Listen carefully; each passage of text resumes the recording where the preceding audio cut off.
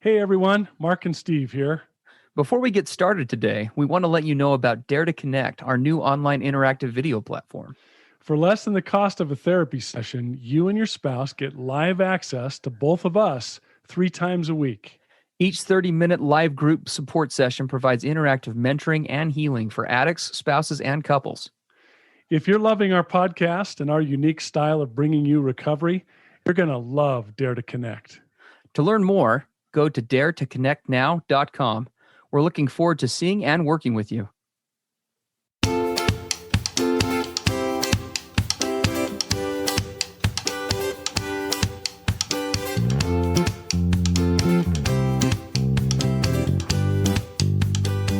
Hey everybody, I'm Steve Moore. And I'm Mark Castleman. We know the pain and heartbreak of porn and sex addiction. And we know the triumph of breaking completely free. Every day, we help our clients find hope and healing. Join us in the fight to take back your life, your marriage, and be stronger than ever. This is the PBSE Squared podcast.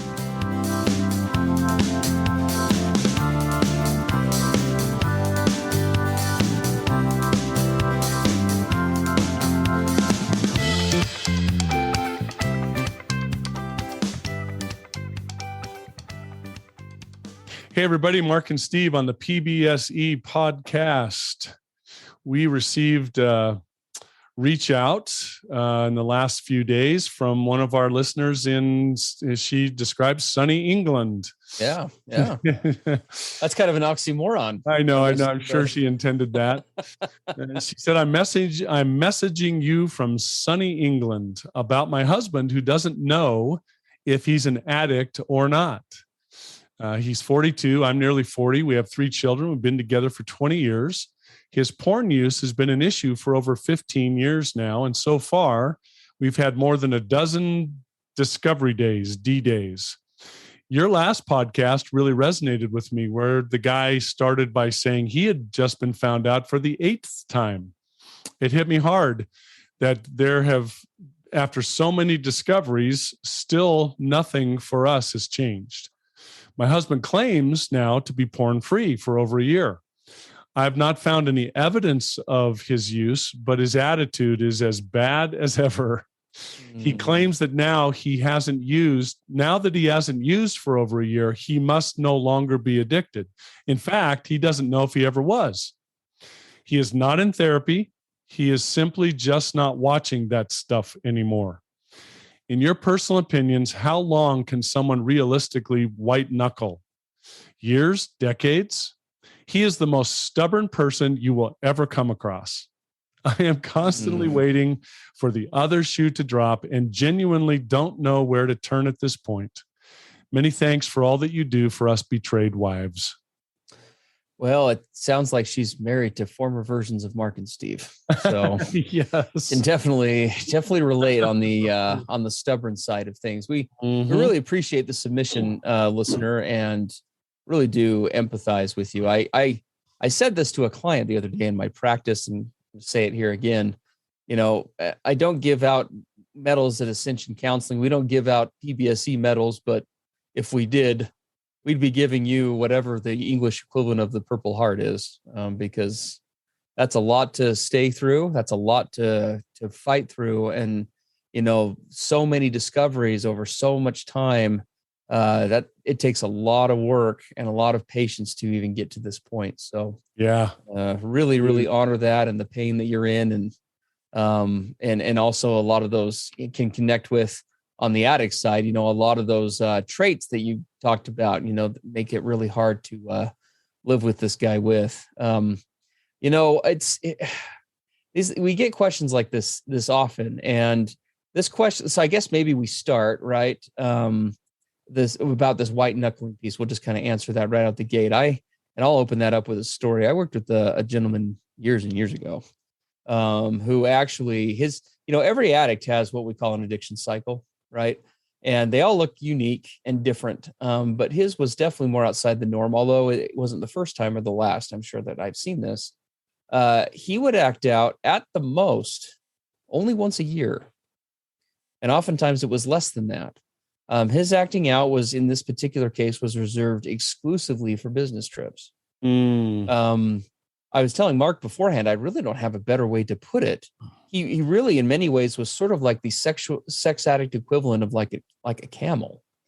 Like he would go and he would act out on these business trips, and the acting out cycle was greatly slowed down for him. So even though the physical acting out would be once a year at the most, because he was responsible for planning his own business trips, he would actually plan these things out for months in advance. And so if we look at kind of our addiction cycle, like our 4 steps. Yeah. So was the addiction cycle really once a year? Yeah, he's just kind of moving through it in very slow motion. Pre-contemplation, fantasizing in his head about what it's going to be like. For months, he would get online and he would look at, like where's the seediest hotel in town and which bars and strip clubs and stuff are close to, and all these different things. And, that's an elongated cycle. Yes. And then he would enter the acting out phase while he was gone and just completely binge and indulge in a variety of very sad ways.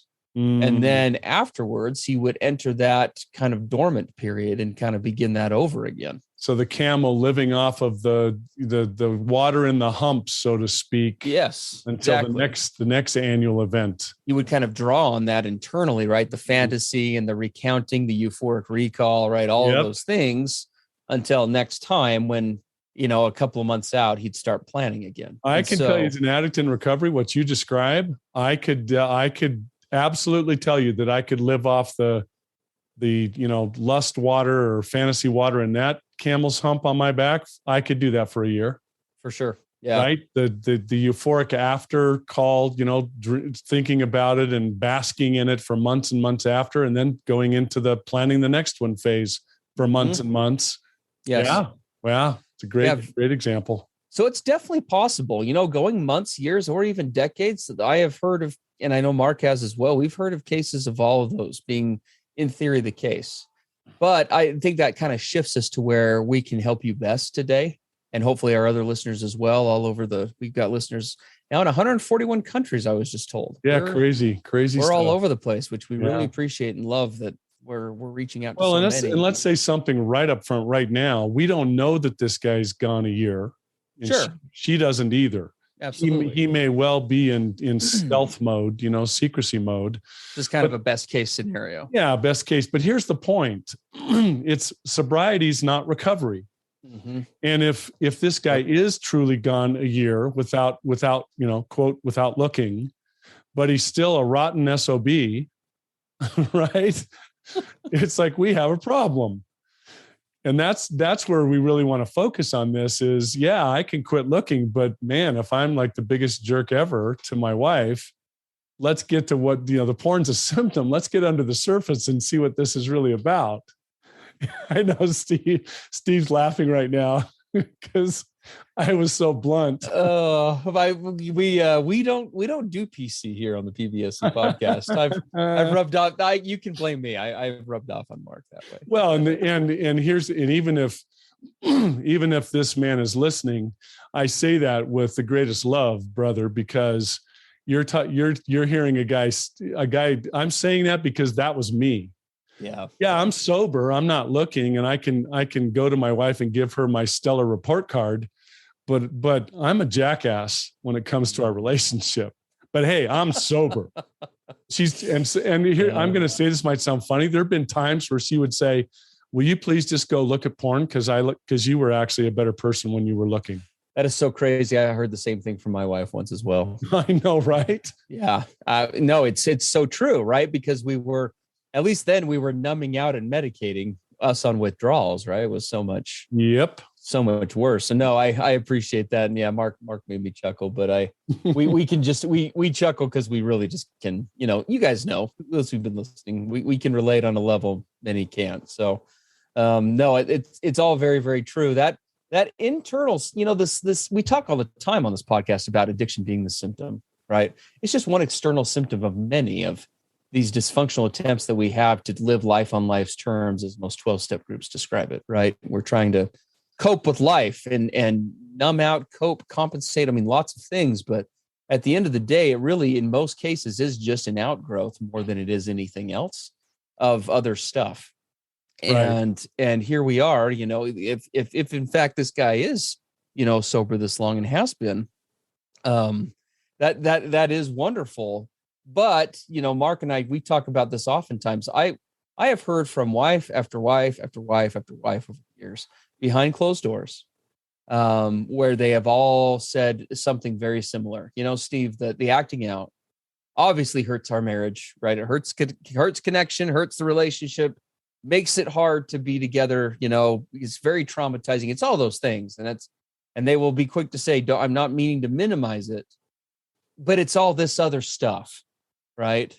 It's the lying, it's the deception, it's the snarky comments and the emotional neediness and moodiness, right? Those are the things that we see time and again. Wives will say that is going to end this marriage quicker than his acting out will, honestly, right? That's the stuff that's really threatening the marriage now. Like, obviously the other stuff I hate and it's horrible, but it's kind of to your point, Mark, right? So there are many spouses, I'm sure internally have said that, if not externally, like, geez, maybe we should just go back to acting out. Like, this was not nearly as bad, or, whatever. And so I say that kind of as an interjection as we kind of get to the meat of this here about, your question, listener, of what to do. I think that right now, I mean, you've obviously, like many wives, right, been asking that question or framing it in your mind of, I'm staying in this marriage, looking at this through a lens of, asking questions around the sobriety piece, which in and of itself is not bad, right? Should I stay or should I go? What does that look like from a lens of, is he sober? Is he not? And again, that's a different approach for everybody, but that's a relevant question to ask. But it does sound like, from the little, the brief email we got, that there needs to be some shoring up, examination of, and maybe just some reestablishment of boundaries about asking that question of, can I stay or should I stay, from the lens of not just the sobriety, but looking at this through the lens of these other character defects as being just as threatening to the marriage as the acting out piece. Yeah, because there's some really important factors going on here, which she says he's not in therapy. Yes. Right. So it sounds like he's really not made much or any efforts with regard to formal recovery, right? Coming at it in a logical, planned out, step-by-step process. He's not done that. And then she says he's the most stubborn person you'll ever come across. I mean, that's a window that if we could look through it, we'd see all kinds of things going on in that relationship. Absolutely. And if by chance he would listen to this, and any other guys listening who may be in a similar place, I want to come at this from a positive standpoint. If indeed he has been sober for a year, dude, this is your opportunity now. If you've been sober for a year and you've got some clear thinking going on as a result, you've kind of got a handle on who you are a little bit. This is your chance now to plow through that symptom and get to the deeper issues, right? Peel back the layers and start working on yourself. All of the character defects, because I hear in what she's describing a lack of empathy. I hear lots of thinking errors on his part, rationalization, justification, minimization, right? A lack of accountability. I hear deception, right? More than a dozen times she had to discover what was going on. I don't hear that he's very proactive and he's not very good at leading out, right? All of these things are things that I would hope that now that he's sober, he'd be willing to look at. Do I want to build a better man? Do I want to build a better me? Man, if there was ever a time where you had an opportunity to do that, if you've got a year of sobriety, now is the time. Absolutely. No, I love that thought. And it is so true. And, as far as this wife goes, obviously there are some difficult questions ahead, right? Because unless we make some significant changes here, really where the rubber meets the road, I think, with this, and only you can answer this, right? I'll be the first to tell you, here being in the States, I'm not well acquainted with everything from divorce, laws and how that plays out in Europe or in England, nor am I acquainted with, child support and how that works or any of those things. And when it comes to, asking those really hard questions of, should I stay in a marriage? Should I go? All of those things realistically have to be taken into account. And if, because we would never sit here and really our comfortable little armchair in front of the microphone and tell you what you should or shouldn't do. especially that you say you've got 3 kids involved. This is really complex. It is. But I think it would be this is a particular case where really we would recommend getting a really good therapist who's acquainted with those kinds of issues as well as the sexual addiction piece. Get somebody on board if you have not already, just for you, even if your husband's unwilling to go, so that you can get some feedback from an unbiased third party and really get a better grasp on how can I set and really look at kind of what I was saying before, right? Not just look at this through the lens of, well, should I stay or should I go? Is he sober or is he not? Because it sounds like you've been playing that game for quite a while. Again, it's a relevant question, but the others, the questions about these other attributes are just as valid, right? Yes. Because they are just as important, right? If he is still, I'm taking Mark's quote, right? If he's still acting like a rotten SOB, right? and he's, even if he is sober, a wife has to sit back and I think ask themselves, okay, well, he's sober, but is this still going to work? Yeah. Right? If that's all that's changed, where are we? Yes. And now, exactly. Now we get into the really hard part of this discussion, which, please, everyone listening, we do not take this next part lightly. No, not at all. Now we get into this crazy place that we call boundaries, because we have to say to this gal that's written to us, so what now? Right? Yeah. We can talk about this all day long, but you're in the trenches of that marriage, sitting there in England. What are you going to do on a day-to-day basis in the reality of your life? And the only thing that we know to say would be, it's got to come back to boundaries. Mm-hmm. But now that's where it gets tough. What do those look like? What should the boundaries be? And more difficult is you should never use boundaries as a threat. Mm-hmm. If you're going to set boundaries, they need to be realistic, and you need to be prepared for the hard part, which is enforcement of those boundaries, consequences, outcomes, and you need to be prepared to literally be ready to bring those consequences into play. Mm-hmm. So, Steve, as we look at it from that vantage point, and we look at this gal, just crazy resilience, courage, amazing staying power, what do boundaries realistically look like for somebody like this? Yeah, it's a great question. I believe, if memory serves, we've done some past podcasts about what we call the circles approach to boundaries. The circles approach to boundaries. Yes, yeah. And if you're looking for a diagram on that, you can Google that. There are some good ones out there. We don't have a way to transmit the exact one that like, for example, I use in my practice, but that would be a good place to start. And then you really do, like I said, that's where a good professional can come into play, because you're going to have to really, it's going to come back to some good, authentic self-worth or self-work, right? And asking yourself, like, really, for me, if I'm true to myself, again, taking into account all these factors, where does the line draw for me? Because I will say this, every relationship, I don't care what it is, if it's healthy, it has boundaries, and there are lines that cannot be crossed.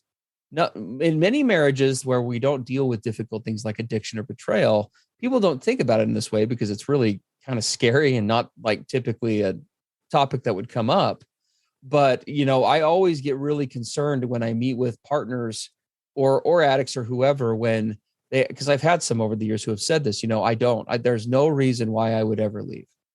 There's no reason why I would ever leave. If there's really no reason, I would say there's something wrong there.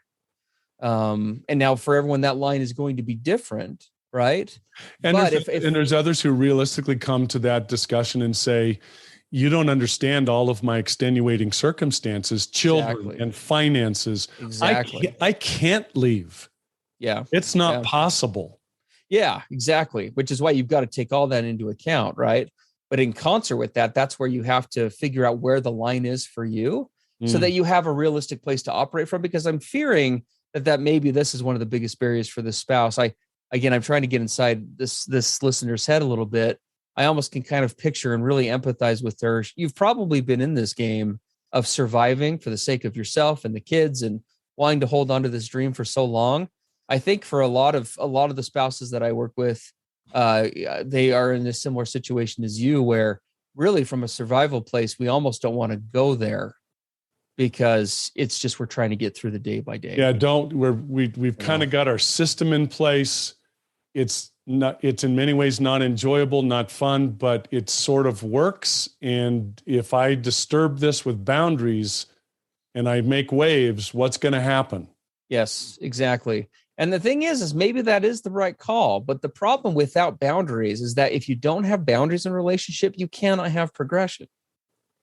At the end of the day, it is a disservice to both yourself. I'm going to say this lovingly. It's a disservice to both yourself and to your partner to not be having those or holding those or sharing them, because that's how couples rely on growth to thrive.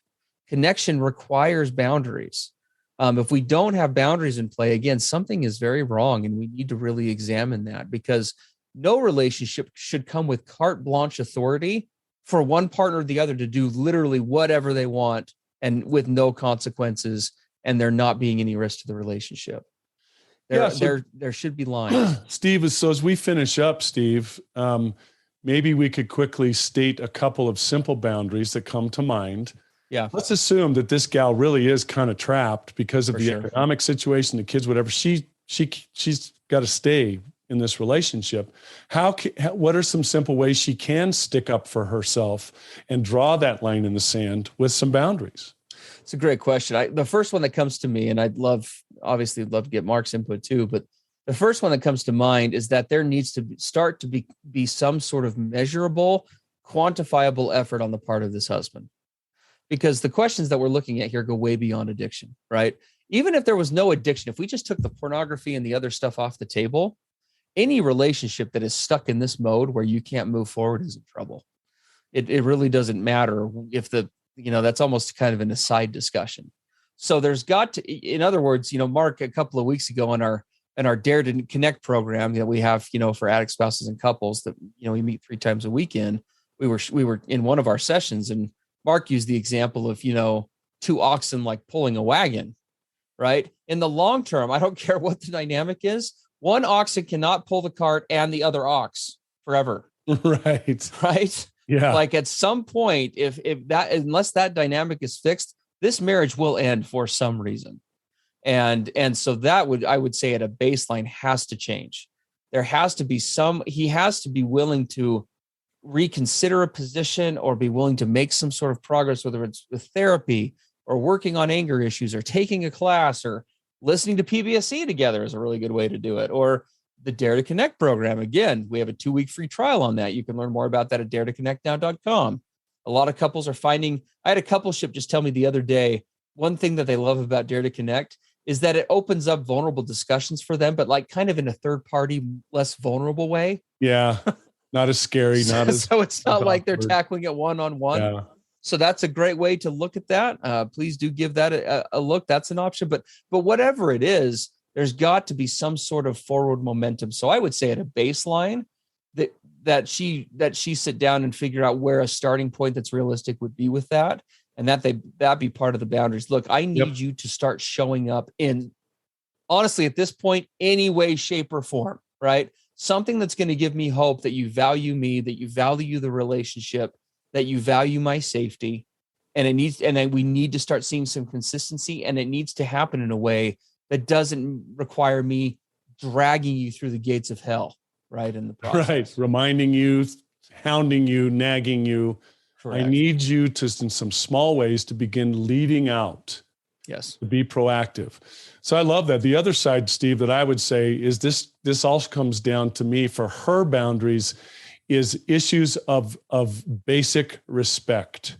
Mm-hmm. If he's crossing the boundary of respect, if he's not being polite, if he's lashing out in anger, if he's calling her names, if he's using profanity, if he's violating basic boundaries of relationship respect, that's where I would encourage her to begin setting those lines in the sand that if you cross this line, I will not interact with you. Mm-hmm. I will no longer be abused. Yeah. So basic respect boundaries have got to be put into place. For sure. No. And we really, again, empathize with this spouse and all you other spouses out there. We know many of you find yourself in similar positions. We appreciate this listener being so vulnerable and opening up, and our hearts go out to you. And one last thing I'm going to throw in this gal and all of you listening, please, please, please get an outside support system. For sure. It's where you don't have to rely upon your spouse for your worth and your stability and all of your emotional needs. Get a support system that is not that spouse, that you can lean on and talk to and reach out to. Super important. And will give you feedback about your boundaries, even in a difficult situation that maybe you can't leave, that it's not possible.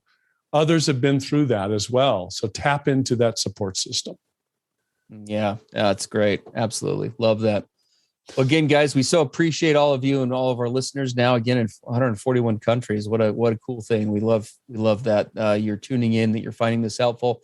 As always, please send questions, comments, thoughts. We'd love to address these here on the PBSC podcast. You can send those through our contact form at pbscpodcast.com.